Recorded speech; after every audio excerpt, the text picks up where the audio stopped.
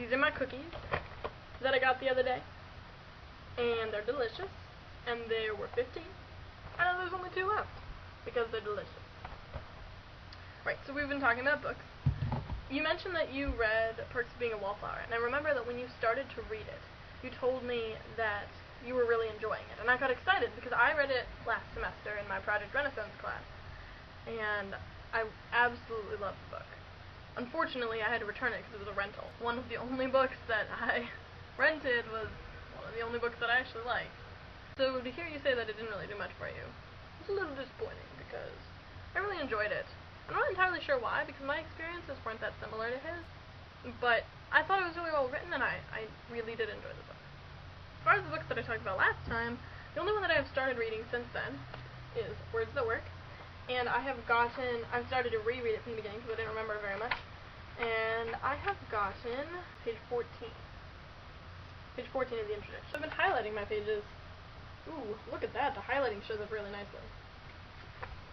I used to be really particular when it came to my books, and I didn't want anything to touch them, and I didn't want the pages to be bent. I mean, I still don't really want the pages to be bent, but I never wrote in them or anything.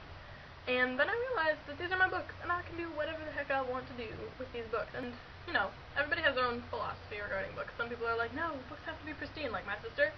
If you ever wrote in one of her books, she would cut you. Except not like that, because she doesn't talk like that.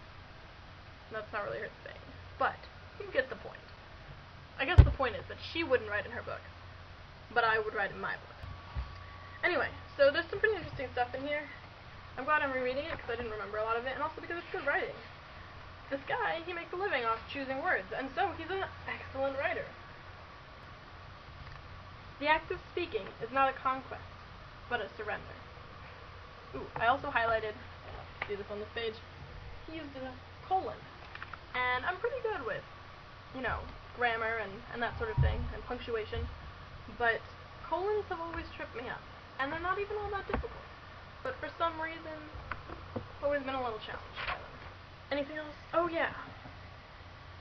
I was going to respond to what you're reading right now, but you're not actually reading anything right now, unless I'm remembering incorrectly, which I feel bad about, but Crazy Movie Watching Woman. Sounds like a superhero name or something. You can be a superhero who watches movies.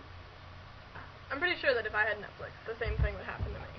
I'm always on my computer late at night being like, what should I be doing? And I'll just end up stumbling for hours and hours, when I really should just be reading a book. So that's the goal, is that instead of all that, I will be reading a book.